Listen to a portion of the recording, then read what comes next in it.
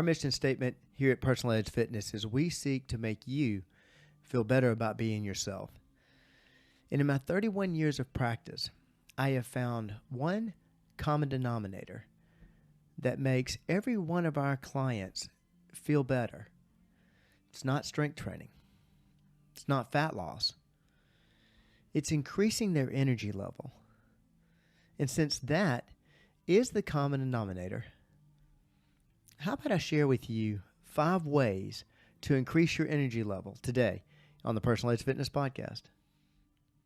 Good day and welcome to the Personal Edge Fitness Podcast. Thank you so much for joining me today. My name is Garrett Williamson. I'm president of Personal Edge Fitness and your host for the Personal Edge Fitness Podcast, continuing to dispel the myths of health, fitness, and wellness, and the whole reason we started the podcast. I think we're up to somewhere in the 170s episodes, so excited to be here. Thank you so much for your support. Thank you so much for listening or viewing this on social media. We appreciate having you. Let me tell you how to get in touch with the show. If you have any questions or comments, or the reason I was sharing all those numbers at the very beginning were, like many of our best podcasts, they come because of listeners' questions. And this particular podcast is no different.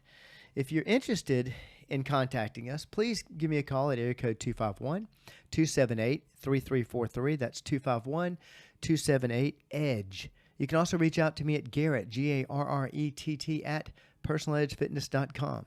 Personaledgefitness.com is our website. We have a contact information there. You can contact us that way, or, of course, on our Facebook page, which is simply Personal Edge Fitness. Hit me up on Twitter at TeamPE. But this particular podcast is one I like to talk on. I've actually spoken about increasing energy levels before. It's something people ask us all the time. As a matter of fact, I was just yesterday giving a talk to a civic organization. It actually happened to be a Rotary Club in Fairhope, Alabama. And they were nice enough to invite me to come and speak about the Lie of Age, which I thoroughly enjoyed, and I really appreciate the members asking me to come. I love sharing that message. I had some fantastic questions, got to meet some great people, and they have a fantastic Rotary Club too. Being a Rotarian myself, I appreciate the work that Rotary does, and it starts on those grassroots levels, and that's a fantastic club. So I want to thank those of you that are in that club that may be listening for having me speak yesterday. And the reason I bring it up was this question, either whether it's asked in the Q&A or afterwards. Somebody comes up to me afterwards and we start talking about it. Invariably, this particular common denominator, as I call it, comes up, and that is about energy. And I had another person about 2 weeks ago contact me. I was working on the podcast that I did with Charlie Marlowe. I was so glad Charlie had he'd been back from the conference for about a month, and so we wanted to cover that information. But I kind of tucked this one away, and it was on the same question. It was, I just want to increase my energy level, and the email. I appreciate the listener sharing it with me, that the problems and challenges they'd had, the things they tried, and really wanted to kind of unlock that secret to energy. And the more I thought about that, these 5 points that I've got, they're not things you probably haven't heard. I mean, I'd be surprised if you have affinity for exercise whatsoever that if you haven't heard these. But as usual, I like to explain the why behind each one of them, and how they actually do help you increase your energy level. So energy level, I think going back into, Lord, this was probably 96. I remember speaking to a group at a hospital, and was talking about just answering general questions about fitness, and a lady raised her hand and asked me about, I just need more energy. What can I take? What can I take for more energy? And I'm going to address that in just a second in one of my points here. But it's funny that I think back now, it's funny to me that that's the first thing that we go to as far as, and I want energy, I want it now. What can we take to increase energy? And I've never found anything that has sustaining energy. As far as, energy in a jar, it's something that's really going to stay with you and maintain your energy level. The interesting thing about that, and that's one of the points in here, is that taking something for your energy usually means something that's going to speed up your heart rate and therefore get more oxygenated blood through your system or in your system. And that's what energy level really is. Energy is oxygen is energy. I've said that before on the podcast that's where you get your energy from.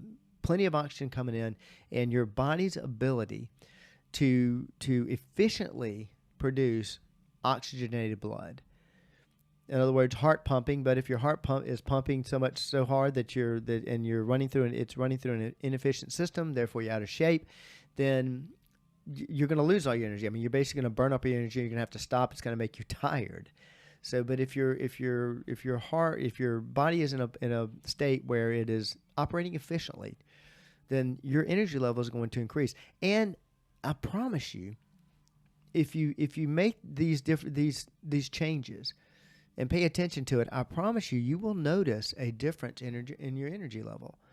Now, we see that with clients when they come in from the day they do their consult to usually within 2 weeks. And it's probably because I usually check back with them within 2 weeks, or one of our directors checks back with them to see, hey, how are things going?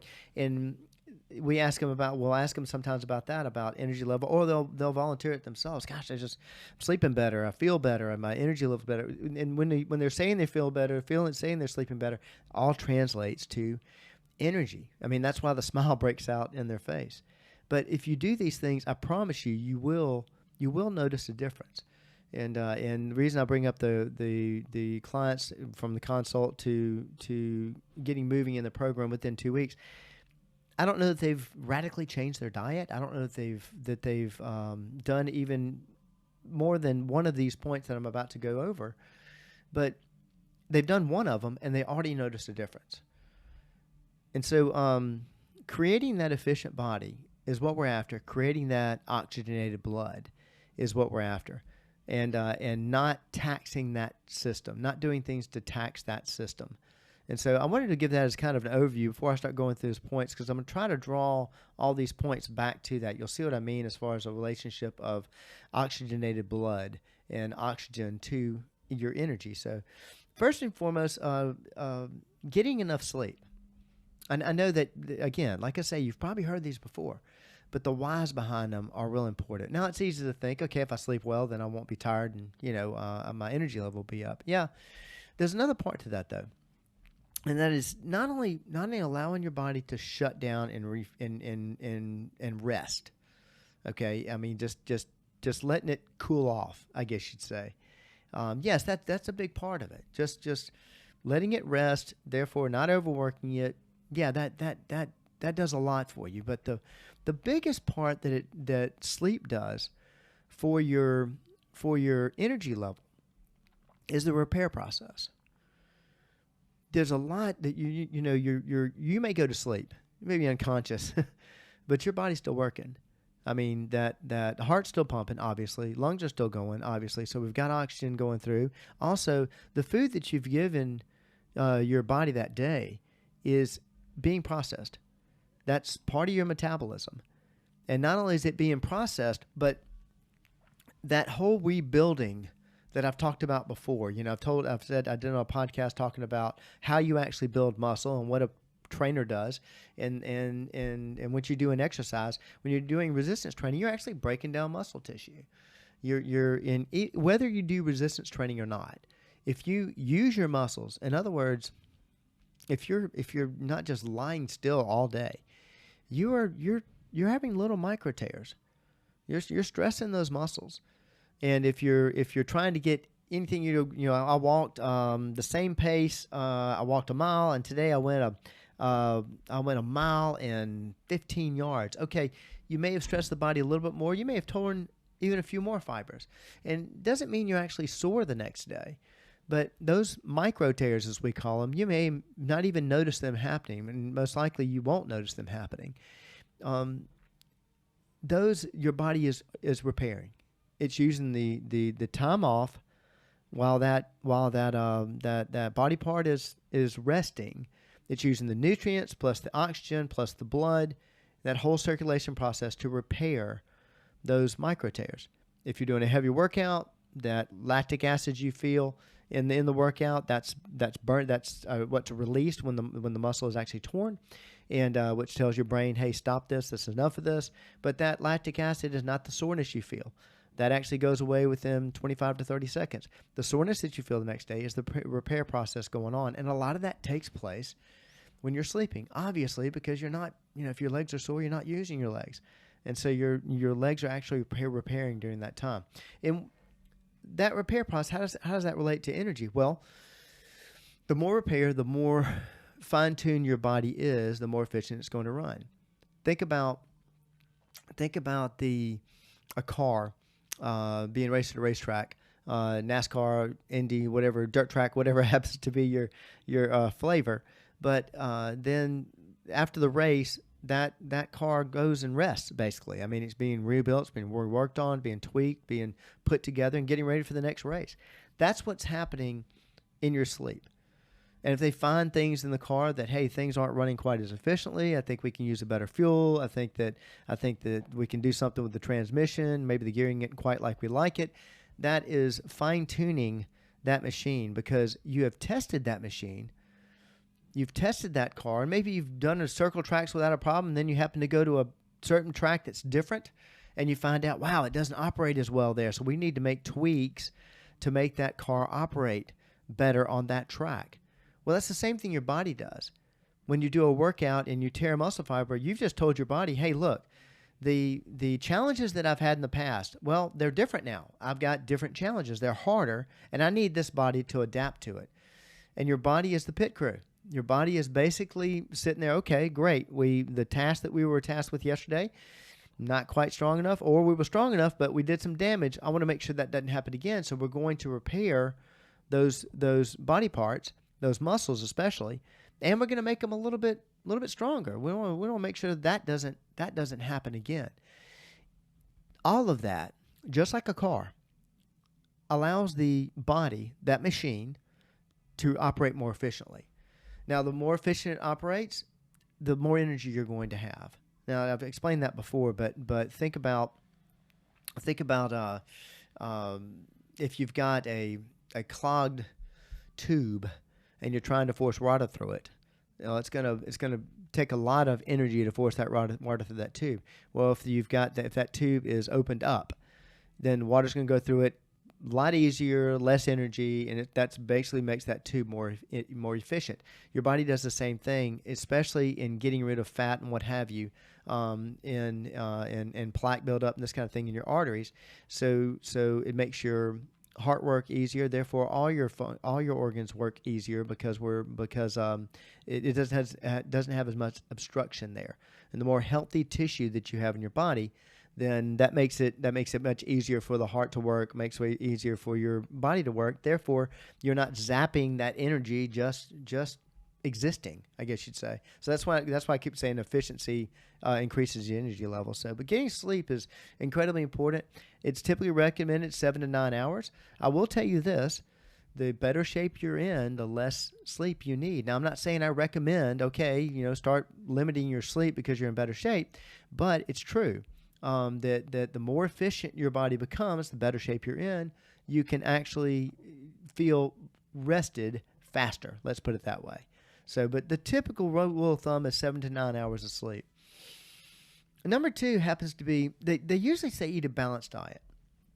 And I can understand that, but I'm careful with that word balance because that originally came from the food guide pyramid, and which was completely wrong. And so the quote unquote balance of that's not fantastic. But I will say this: I'm going to break it down a little bit. The different nutrients, carbohydrates, protein, healthy fats, all of this can help provide sustained energy throughout the day. Now, if you notice, I didn't tell you to avoid anything. That's not really what I'm talking about. But not having enough of those right nutrients on board, especially, I always start with making sure you have enough calories, not too many, and that you maintain your protein. Those are the chief concerns. First off, is making sure you have enough calories, and then and not going over, and making sure you have enough protein. The rule of thumb on protein, I've told y'all, is every meal, every day. Why? Well, it goes back to that repair process. And making sure that repair process is operating efficiently. If your body's trying to repair those muscles and it's got everything prepped, ready to go, and it looks to what I call the wood pile, which happens to be protein, and there's none there, well, we can't make that muscle more efficient. We can't make it stronger. We can't make it operate better. But also, whenever you're lacking in certain nutrients, magnesium, potassium, what have you, it makes your body work a heck of a lot harder. And I don't want to go too deep into that on this podcast. I may do another podcast some other time, but if you have any questions about that, I can get really deep on those different nutrients that you're lacking, because actually I do this in my presentation on Live Age. I talk about when people ask me, or I address the question, well, Garrett, if the Live Age, if you say that's true, that there's no such thing as deterioration according to time, then why do I see people that are walking around like this? Or why is my friend who's in fantastic shape and eats great according to what I think and exercises, whatever, why are they still aging? And I throw up this graph. And I'll be more than glad to share it with you, and I'm glad to talk to you about it in depth, of the different nutrients that and the percentage of population that is lacking in those nutrients. So one of the ones I talk about a lot on the show here is protein. 46% of adults, it's estimated, don't eat enough protein. I say it's estimated because I think it's less than that. But in seniors, it's 75% don't eat enough protein.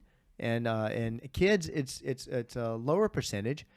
And we wonder why kids are strong, but when I got older, I lost all my muscle. Well, there you go. There's a direct correlation. But magnesium, potassium, iron, water, all of these play a part. And they play a little bitty part, but you put them all together, you're going to create an inefficient body. You're going to create a challenging time for your heart and lungs to work, and also zap your energy, definitely.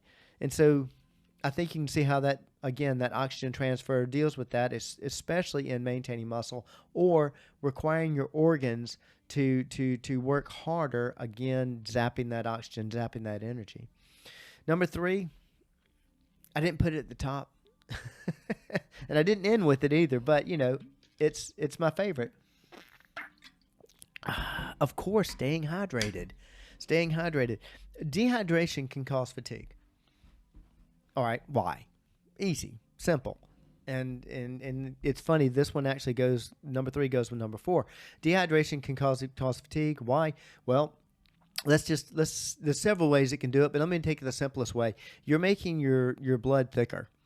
I mean, you're basically creating a situation where your heart is having to pump sludge, and trying to get that through your body. Therefore, it's going to require more energy. It's going to make you more tired. It's going to create actual fatigue. On top of that, you're not getting the right hydration, potassium, these kind of things to the different muscles. So therefore you're getting cramps. They're not able to fire like they should, and that's all due to a lack of water.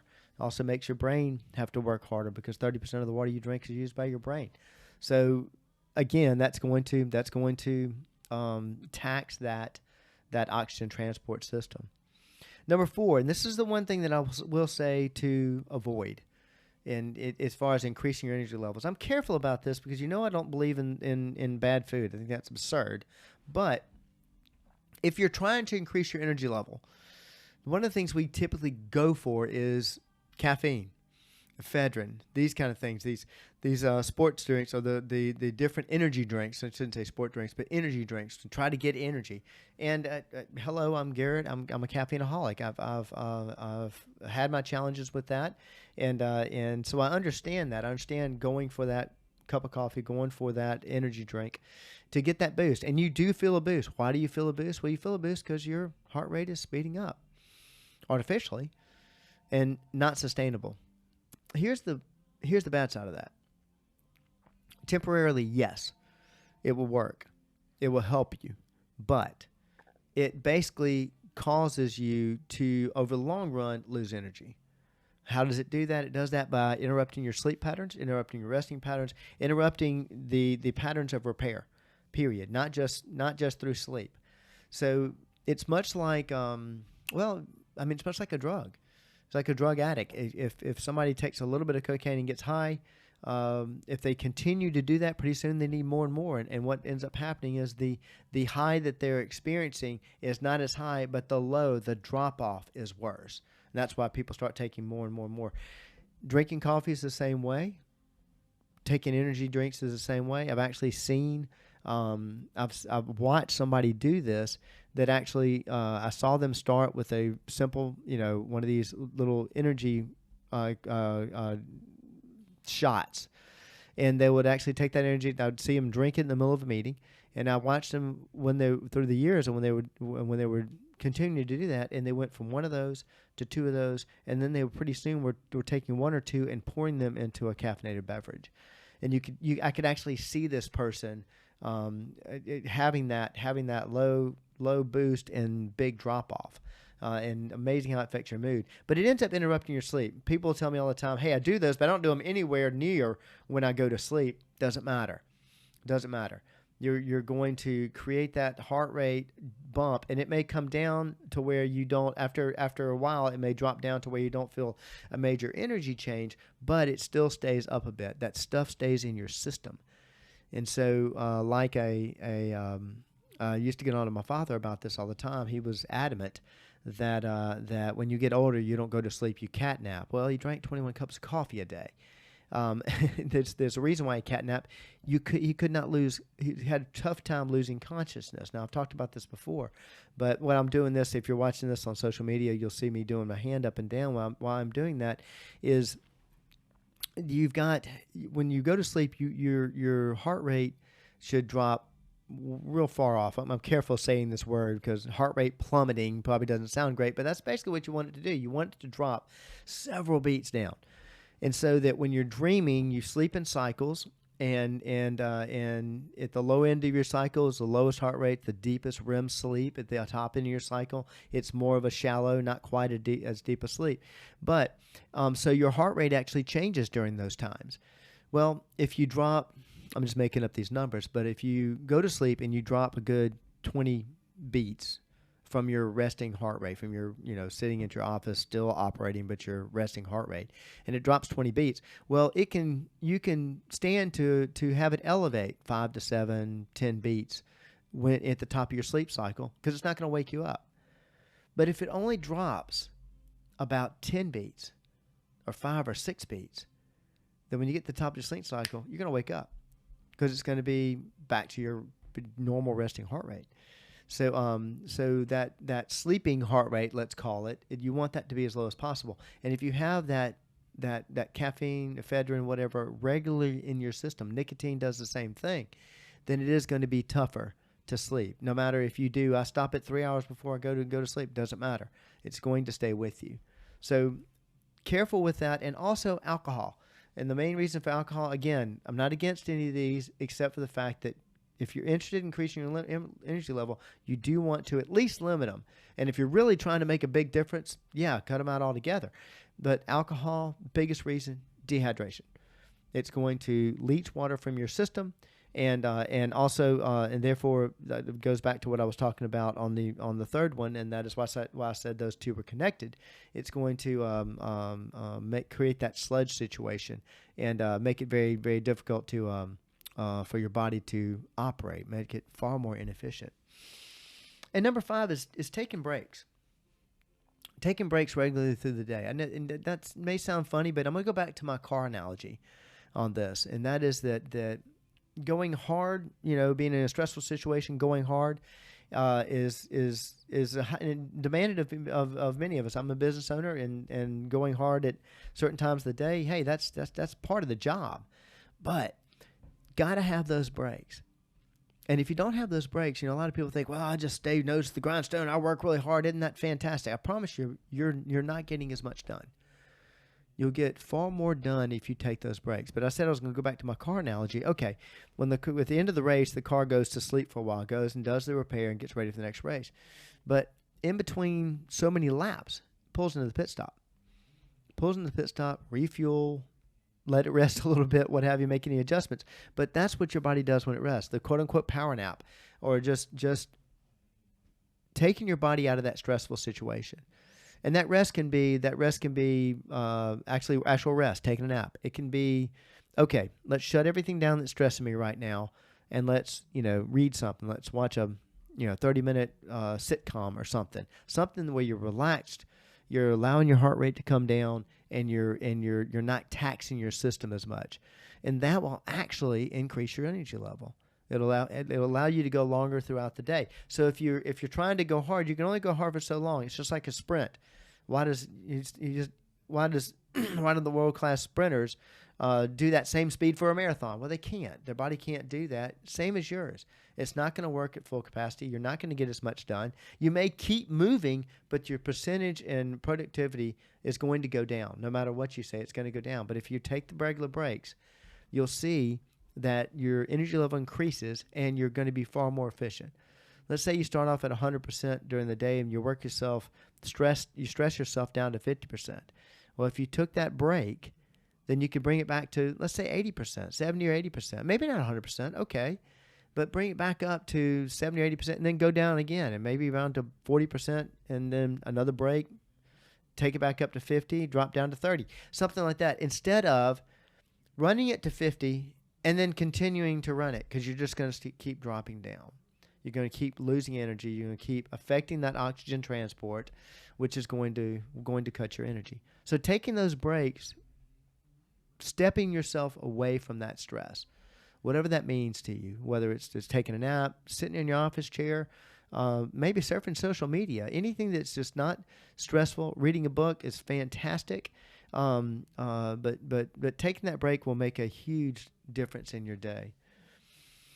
Those are the 5 points I have for anybody that wants to make any changes to their energy level. Really addressing those, really picking any of those, especially any of them that you may not be doing. If you're doing, hey, I'm doing 3 out of those, great. Look at those other 2. See if you can make adjustments there. Another way, of course, is in dealing with this it's something that I'm not showing is one of the 5 points, but one of the big energy drains, of course, is carrying around too much weight. Especially carrying around too much adipose tissue, carrying around too much fat. Fat makes your body far more inefficient. Carrying around too much weight, well, if you have to rock around all day and you got a 50-pound sack, how much energy would you have if you got to drop that 50-pound sack? How much more energy would you get back? So, and one of the best ways to address that, of course, is contact us. Especially getting involved in our In It to Lose It program. If you want a two-week program to get yourself to drop the weight, to really start feeling difference, really start a major jump start into your program, give us a call at 251-278-3343. That's 251-278-EDGE. You can also contact me at Garrett, Garrett, at personalizedfitness.com.